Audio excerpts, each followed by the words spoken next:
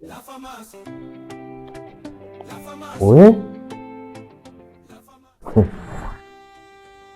hii weather this time hata mimi sijaiona.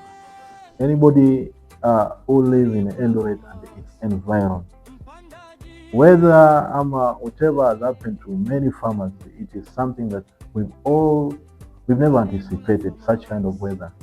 And you know, in Eldoret and its environment, normally tumemeja sana na ukulima wa mahindi. Unajua nikitaja hapo mzee kwa kona pale anajishika tama, na especially wale walitumia mkopo. Now I feel like hugging all of you and just tapping you and telling you a lot of continuous, as a farmer you don't give up. Well, so mvua inanyesha, mvua ni kama imerudi, but imerudi kama wote tumepata hasara. Now what do we do? Kuna mimea zile zinachukua muda mfupi, ama zile tunaweza panda as of now that the rain is back. Tunaweza panda the short season crops kama vile maharagwe, peas ni mingi. Pia tunaweza panda viazi Irish potato, waru. I think it goes for 3 months. Vile tunaweza panda nimesema maharagwe, na pia tunaweza panda nini nyingine, tuendelee kusemezana hapo, but kuna pia vile mahindi ya short season mains, and hiyo ni Kenya Seed. Kuna 513, kuna 520 na vile kuna DK short season.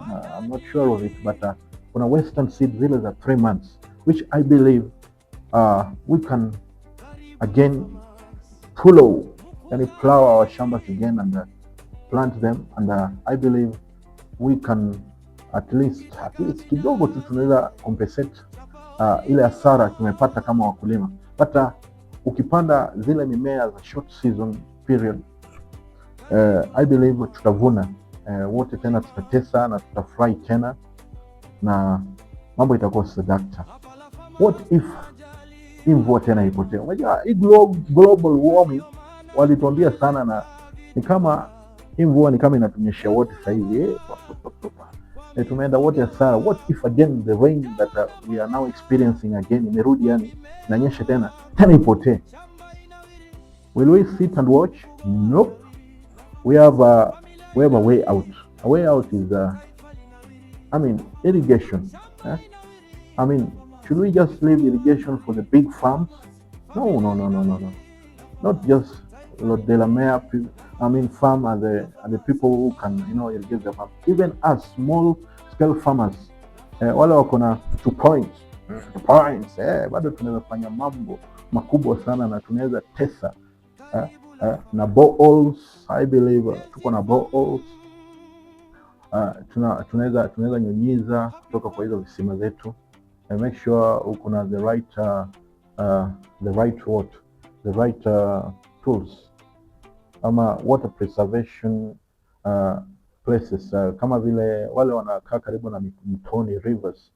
Tunaweza fanya irrigation from the rivers, from the dams around, using sprinkler. Kuna sprinkler moja hatari sana.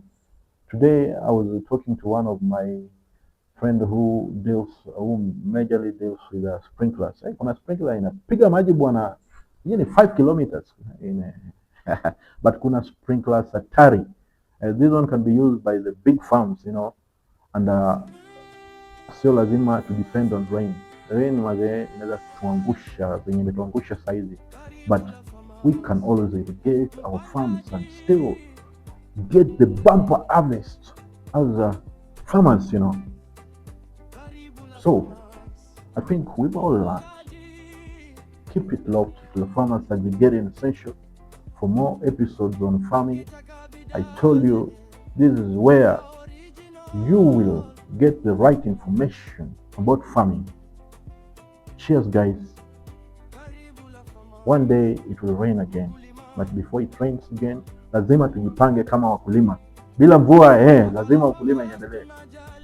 Tunyunyize mashamba, tupande yale mimea za short season period kama vile maharagwe, minji, mahindi ya miezi 3 mazee. Mlikuwa mnaringa mwezi panda mahindi ya miezi 3, but hii ni ile mahindi inatoa double. Niulize ni mbegu gani? Sitaki kutaja, lakini kuna mahindi ya miezi 3. Haya makampuni zipo mingi sana na wanajijua na wanajitambua. Muhakikishe mumeelimisha wakulima, wamepata mahindi tele kwenye Agrovet.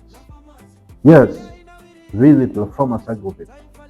Tukupe mawaidha zaidi na zaidi na zaidi. Keep it locked at La Farmers Agrovet. Healthy farm, happy farm. Karibu La Farmers, healthy farm.